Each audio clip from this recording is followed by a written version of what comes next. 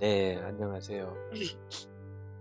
소규모 교회 살펴보는데, 자, 우리 일강에서는 주차장을 어디에 배치하느냐, 주차장에 관계 굉장히 중요하다 그랬어요. 인허가를 받기 위해서 필수적인 것이 주차장이다. 자, 두 번째, 주차장이 어디에 할 거냐 결정이 되면은 바로 할 거는 본당. 본당을 어디에 할 거냐. 자, 본당은 두 가지예요. 지하에 둘 경우하고 지상에 둘 경우. 근데 그럼 어디에 지하를 두고 어떻게 했을 때 지상에 두느냐. 좌석수에. 근데 대부분 교회가 현재 건축을 하기 전에 본당이 200석이다. 새로 질 경우에 최소한 200석 이상은 나와야 되지 않겠냐 하는 것이 중론입니다. 그래서 지금 좌측에 있는 예는 지하에 본당을 뒀을 때 아니고 우측은 지상에 뒀을 때 아닌데 어떤 장단점과 특징이 있냐면 이걸 잘 파악을 하시는 게 중요합니다. 지하에 본당을 뒀을 때에는 좋은 점은 좌석 확보는 많이 할 수 있어요. 왜냐하면 지하는 검폐율 적용을 안 받아요. 땅에 바짝 붙여서 팔 수가 있거든요. 근데 지상은 검폐율 적용을 받습니다. 보통 주거지역에서는 대지 면적의 60% 이하로 줘야 돼요. 땅이 200평이라면은 지상에 지면은 6, 22 하니까 120평 이하로 줘야 돼요. 본당에. 근데 지하에 뒀을 때는 80%까지 둘 수 있어요. 그러면은 160평까지 질 수 있죠. 그러다 보니까 좌석 확보가 관건이다라는 교회는 본당이 지하로 갈 수밖에 없죠. 그래서 지하에 본당을. 자, 지하에 본당을 뒀을 때 문제점이 좀 많아요. 우리가 강북에 지금 땅이 뭐 한 230평인가 본당을 지하에 뒀을 때 어떠한 문제점이 있냐면 평당 건축비가 1,000만 원이 넘어요. 왜냐하면은 지하에 본당을 두면은 본당은 고가 높잖아요. 그러다 보니까 굴토 깊이가 굉장히 깊어져요. 그러다 보면 토목공사비, 그다음에 냉난방 설치 비용, 환기. 왜냐하면 환기를 인공으로 해야 되거든요. 기계식 환기를 해야 되죠. 그렇지. 물 처리해야지. 이러다 보니까 건축비가 너무 많이 들어가요. 그다음에 지하에 아무리 환기나 냉난방이나 이런 걸 쾌적하게 한다 하더라도 좀 냄새가 나요. 겨울이나 여름철에. 물론 요즘은 건축적인 기법으로 많이 그거를 약화시킬 수가 있어요. 예를 들면 가장 불리한 것이 이제 특이한 이런 곰팡이 냄새 같은 거 이런 게 짓고 나서 한 2, 3년 되면 생기거든요. 근데 그런 거를 많이 없앨 수 있는 방법은 본당 바닥에 난방 코일을 깔으면 많이 없어져요. 시원해지면서 냄새가 많이 없어져요. 그리고 기계식 환기 설비를 하게 되면 많이 없어져요. 그리고 그런 이제 단점으로 작용하는 요인이 너무 크죠. 건축비가 많이 들어가고 그다음에 이런 위생적으로 요즘 또 성도들이 이렇게 쾌적한 걸 좋아해요. 그런 면에서 좀 중요하고 그다음에 이제 유지관리비가 많이 들어가요. 고가 높다 보니까 냉난방 도달 거리가 길어지잖아요.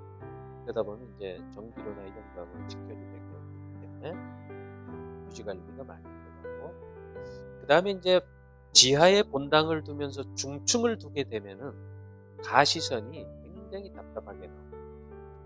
그래서 이런 좀 단점이 많이 있다.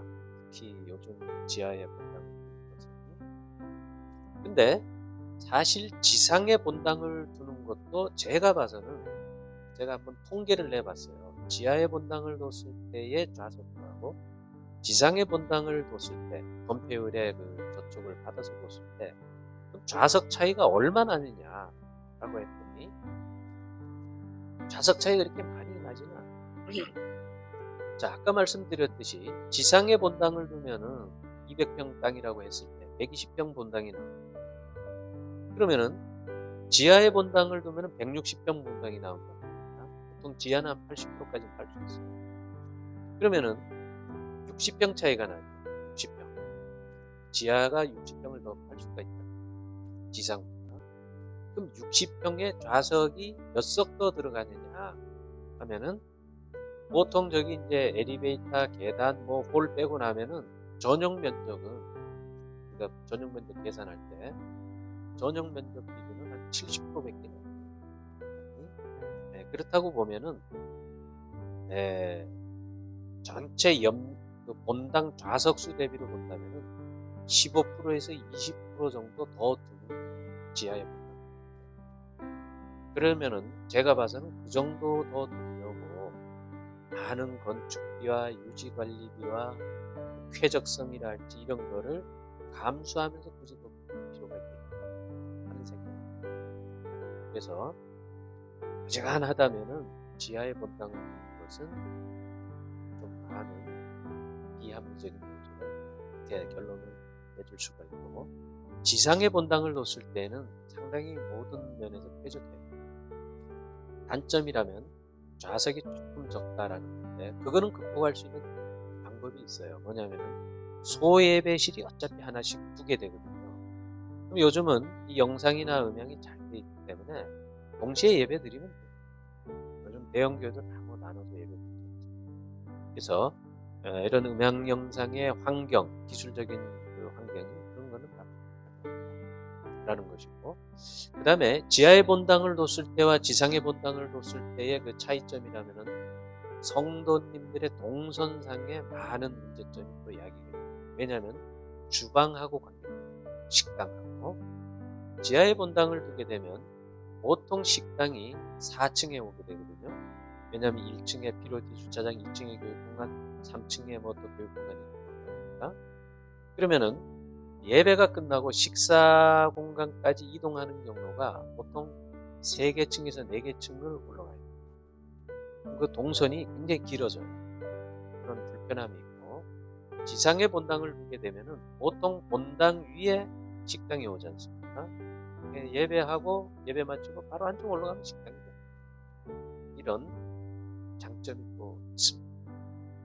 그래서 소규모 교회에서, 결론적으로 중간 잠정 결론으로 말씀드린다면, 소규모 교회 계획을 하실 때는 본당을 지하에 두는 것은 좀 피하셔야 됩니다. 그리고 지상에서 정말 좌석이 모자라서 대안이 뭐냐라고 한다면 강단 뒷부분에, 그러니까 들어오는 입구 쪽에 한 2줄에서 3줄 정도의 좌석을 둘 수가 있어요. 왜냐하면은 본당 고가 높잖아요. 그러면 뒤쪽에는 작은 미니 층이 하나 생기게 돼요. 거기를 좌석을 몇 석을 두고 잠옷실, 방송실을 불러 두면은 그렇게 좌석 차이가 없어요. 그러니까 그렇게 하셔서 경제적인 거나 기능적인 거나 동선이나 이런 면에서 특히 소규모 교회에서는 본당의 위치가 중요한데 가급적 지상에 본당을 놓으십니다. 그리고 지상에 본당을 놓았을 때는 지하 공간에 풀로 쓸 수 있습니다. 식당, 교육공간, 소예배실로 같은 공간을 아주 쾌적하게 해줍니다. 이런 장점이 오히려 더 많습니다. 그런 측면에서 본당의 위치에 대해서 말씀을 드렸습니다. 비전과 진보의 이름, 야긴 건축. 1994년 이후 전국의 수많은 교회를 설계, 감리해온 야긴 건축. 교회 건축을 위해 쌓아온 25년여의 노하우와 설계 철학으로 최고의 명작을 탄생시킬 것입니다. 설계에서 완공까지 교회 건축의 믿음직한 동역자가 되겠습니다. 교회 건축의 시작과 완성은 야긴 건축과 함께 하십시오.